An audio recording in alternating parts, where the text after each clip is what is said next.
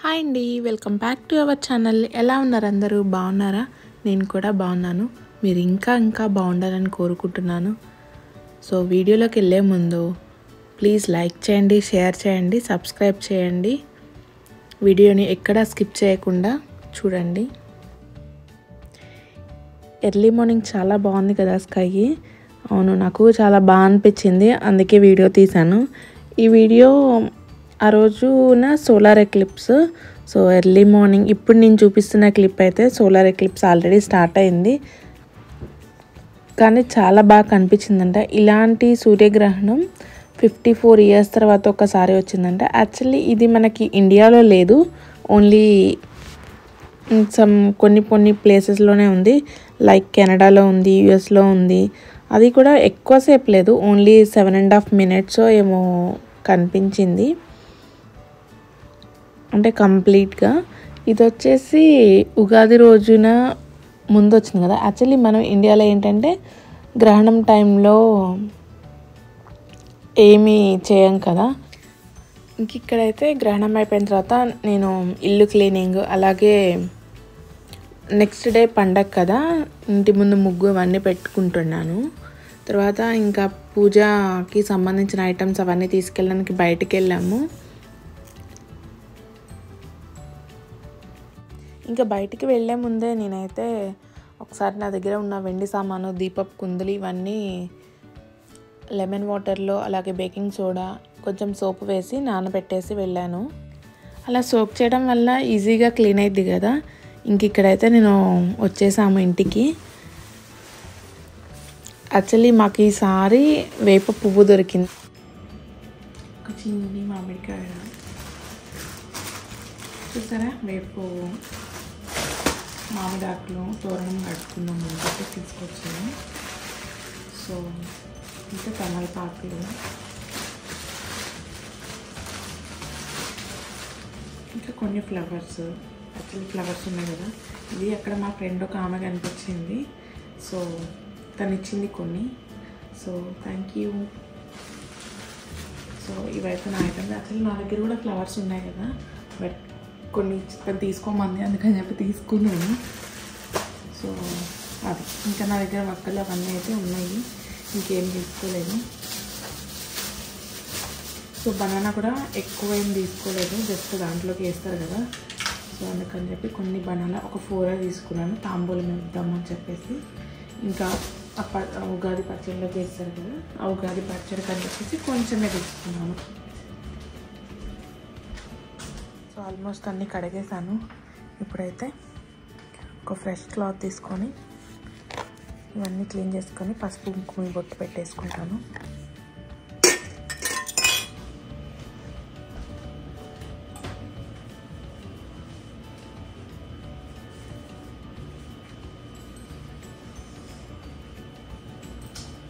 ఇది అన్నీ మళ్ళీ ఆరిపోవాలంటే టైం పట్టింది కదా, అందుకని చెప్పేసి ఒకేసారి క్లాత్తో కుక్ చేసుకుంటే ఒకేసారి బొట్టులాగా పెట్టుకోవచ్చు కదా. పసుపు కుంకుమ బొట్లు అవి పెట్టుకొని పూజ గదిలో పెట్టేసుకుంటే అయిపోతుంది. నెక్స్ట్ ఇంకా మనము మార్నింగ్ ప్రసాదాల కోసము గారెలు, పూర్ణం పిండి అవంతా చేసుకోవాలి కదా, ఆ పని ఒకటి ఉంది. ఇంకా మొత్తం పని అయిపోయాక పడుకునే ముందు ఒకసారి ఇల్లు క్లీన్ చేసేసుకొని ముగ్గు పెట్టేసి పడుకుంటే ఇంకా మార్నింగ్ హడావిడి ఉండదు. సో ఇక్కడైతే నేను క్లీన్ చేస్తాను. కింద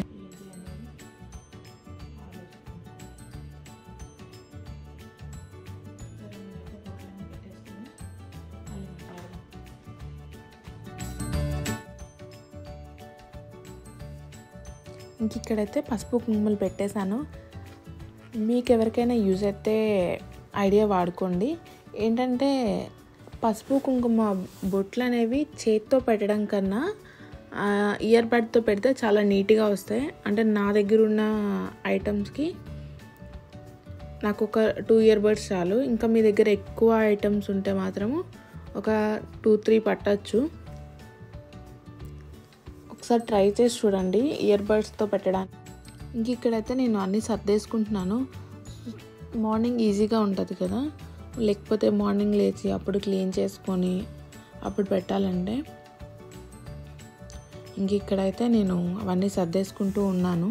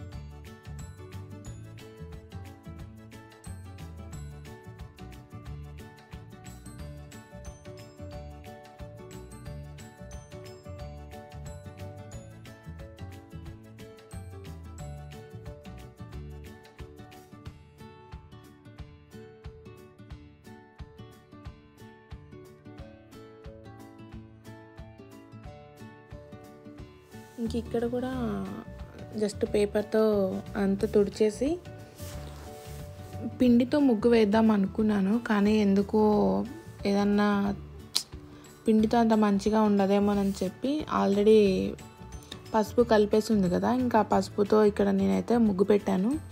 బాగా అనిపించింది. యాక్చువల్లీ ఇంతకుముందు నేను పసుపుతో కాకుండా గంధంతో పెట్టాను. యాక్చువల్లీ పెట్టేటప్పుడు కన్నా తర్వాత లుక్ బాగుంటుంది కదా, బాగుంది. యాక్చువల్లీ నేను వైట్ మార్కర్తో పెడతాను, బట్ ఎందుకో నాకు ఆ టైంకి వైట్ మార్కర్ కనిపించలేదు. అందుకని చెప్పేసి పసుపు కలిపేసి ఉంది కదా అని చెప్పేసి ఇంకా పసుపు కుంకుమలతో అయితే ముగ్గు పెట్టాను.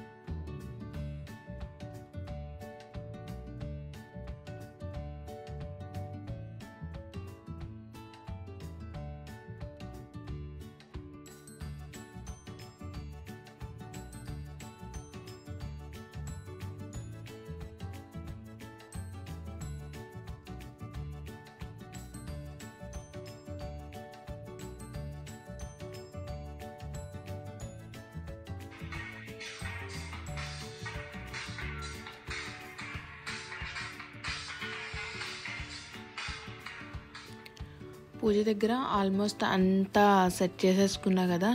ఇంక ఇక్కడైతే వచ్చేటప్పటికి దోశలు రెడీ చేశారు. ఇంకా డిన్నర్ తినేసి ఇంకా నెక్స్ట్ డే ప్రసాదాల కోసము పూర్ణం పిండి అలాగే గారెల పిండి నేను ముందే పెట్టుకుంటాను. ఎందుకంటే ఎర్లీ మార్నింగ్ పని అవ్వదు కదా. హాలిడే రోజు అంటే ఓకే, కానీ వర్కింగ్ డే అంటే కష్టం కదా. అందుకని చెప్పేసి యాక్చువల్లీ ఇలా కుక్కర్లో ఉడికించేటప్పుడు వాటర్ బయటకు వస్తూ ఉంటాయి కదా. అందుకని చెప్పేసి అదంతా స్టవ్ నిండా పడి మెస్ అవుతుంది కదా. అందుకని చెప్పేసి నేను టిష్యూని తీసుకొని అలా కట్ చేసుకొని విజిల్ కింద పెట్టాను. విజిల్ బాగానే వస్తుంది, విజిల్కి ఏం ప్రాబ్లం ఉండదు. ఇన్ కేస్ మీకు విజిల్లోంచి ఎక్కువ వాటర్ ఇలా అయ్యి స్టవ్ అంతా మెస్ అవుతుంది అనుకుంటే ఇలా అయితే చేయండి. ఇంకా నెక్స్ట్ పూర్ణం ఉడుకుతుంది కదా ఒక సైడ్, ఇంకొక సైడ్ అయితే నేను గారె కోసం రెడీ చేసుకుంటున్నాను.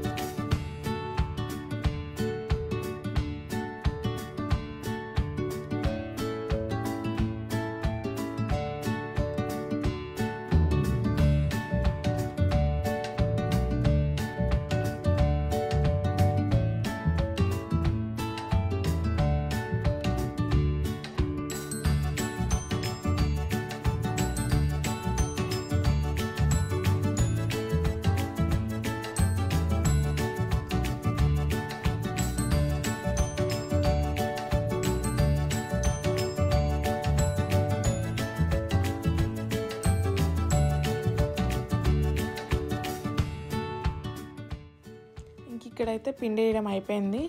ఈ పిండి వేసేలోపు పూర్ణం కూడా ఉడికింది.